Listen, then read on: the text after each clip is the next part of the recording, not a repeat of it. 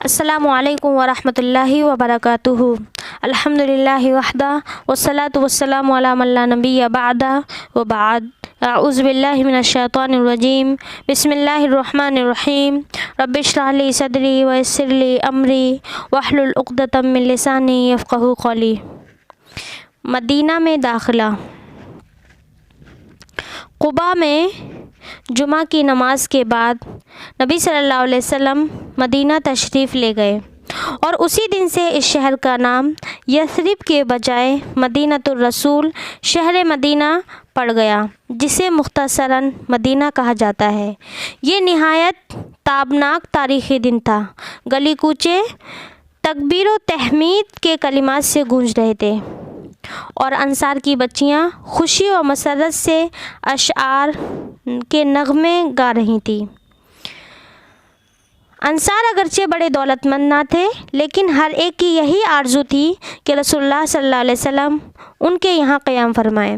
چنانچہ آپ صلی اللہ علیہ وسلم انصار کے جس مکان یا محلے سے گزرتے، وہاں کے لوگ آپ کی اونٹنی کی نکیل پکڑ لیتے اور عرض کرتے کہ تعداد و سامان اور ہتھیار و حفاظت ہے، تشریف لائیے، مگر آپ صلی اللہ علیہ وسلم فرماتے کہ اونٹنی کی راہ چھوڑ دو، یہ اللہ کی طرف سے معمور ہے۔ چنانچہ اونٹنی مسلسل چلتی رہی اور اس مقام پر پہنچ کر بیٹھی جہاں آج مسجد نبوی ہے، لیکن آپ صلی اللہ علیہ وسلم نیچے نہیں اترے، یہاں تک کہ وہ اٹھ کر تھوڑی دور گئی، پھر مڑ کر دیکھنے کے بعد پلٹ آئی اور اپنی پہلی جگہ بیٹھ گئی۔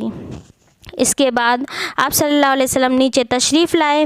یہ آپ کے ننہال والوں یعنی بنو نجار کا محلہ تھا، اور یہ اونٹنی کے لیے محض توفیق الہی تھی، کیونکہ آپ صلی اللہ علیہ وسلم ننہال میں قیام فرما کر ان کی عزت افزائی کرنا چاہتے تھے۔ اب بنو نجار کے لوگوں نے اپنے اپنے گھر لے جانے کے لیے رسول اللہ صلی اللہ علیہ وسلم سے کہنا شروع کیا، لیکن ابو ایوب انصاری رضی اللہ تعالیٰ عنہ نے لپک کر کجاوا اٹھا لیا اور اپنے گھر لے کر چلے گئے۔ اس پر رسول اللہ صلی اللہ علیہ وسلم فرمانے لگے، آدمی اپنے کجاوے کے ساتھ ہے۔ ادھر سعد بن زرارہ رضی اللہ عنہ نے آ کر اونٹنی کی نکیل پکڑ لی، چنانچہ یہ اونٹنی انہی کے پاس رہی۔ اسی طرح صحیح بخاری میں انس رضی اللہ تعالیٰ عنہ سے مروی ہے کہ نبی صلی اللہ علیہ وسلم نے فرمایا، ہمارے کس آدمی کا گھر زیادہ قریب ہے؟ ابو ایوب انصاری رضی اللہ تعالیٰ عنہ نے کہا، میرا۔ اے اللہ کے رسول، یہ رہا میرا مکان اور یہ رہا میرا دروازہ۔ تو آپ صلی اللہ علیہ وسلم نے فرمایا، جاؤ اور ہمارے لیے قیلولہ کی جگہ تیار کر دو۔ انہوں نے عرض کیا، آپ دونوں حضرات تشریف لے چلیں، اللہ برکت دے۔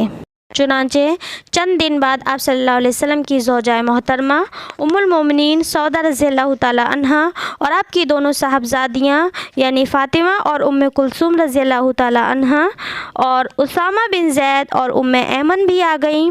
ان سب کو عبداللہ بن ابو بکر رضی اللہ تعالیٰ عنہ آل ابی بکر کے ساتھ، جن میں عائشہ رضی اللہ تعالیٰ عنہا بھی تھیں، لے کر آئے تھے۔ البتہ آپ صلی اللہ علیہ وسلم کے ایک صاحبزادی زینب اور ابو العاص رضی اللہ تعالیٰ عنہ کے پاس ہی رہ گئیں، انہوں نے آنے نہیں دیا، وہ جنگ بدر کے بعد تشریف لا سکیں۔ اسی طرح عائشہ رضی اللہ تعالیٰ عنہ کا بیان ہے کہ رسول اللہ صلی اللہ علیہ وسلم مدینہ تشریف لائے تو ابو بکر اور بلال رضی اللہ تعالیٰ عنہ کو بخار آ گیا۔ میں نے ان کی خدمت میں حاضر ہو کر دریافت کیا کہ ابا جان، آپ کا کیا حال ہے، اور اے بلال، آپ کا کیا حال ہے؟ وہ فرماتی ہیں کہ جب ابو بکر رضی اللہ تعالیٰ عنہ کو بخار آتا تو یہ شعر پڑھتے، کل امرئ مصبح فی اہلہ والموت ادنیٰ من شراک نعلہ۔ ہر آدمی سے اس کے اہل کے اندر صبح بخیر کہا جاتا ہے، حالانکہ موت اس کے جوتے کے تسمے سے بھی زیادہ قریب ہے۔ اسی طرح عائشہ رضی اللہ تعالیٰ عنہ کہتی ہیں کہ میں نے رسول اللہ صلی اللہ علیہ وسلم کی خدمت میں حاضر ہو کر اس بات کی خبر دی تو آپ صلی اللہ علیہ وسلم نے فرمایا، اے اللہ، ہمارے نزدیک مدینہ کو اسی طرح محبوب کر دے جیسے مکہ محبوب تھا یا اس سے بھی زیادہ، اور مدینہ کی فضا، آب و ہوا صحت بخش بنا دے، اور اس کے سا اور مد یعنی گلے کے پیمانوں میں برکت دے، اور اسی طرح اس کا بخار جوفہ پہنچا دے۔ اللہ نے آپ صلی اللہ علیہ وسلم کی دعا سن لی اور حالات بدل گئے الحمدللہ۔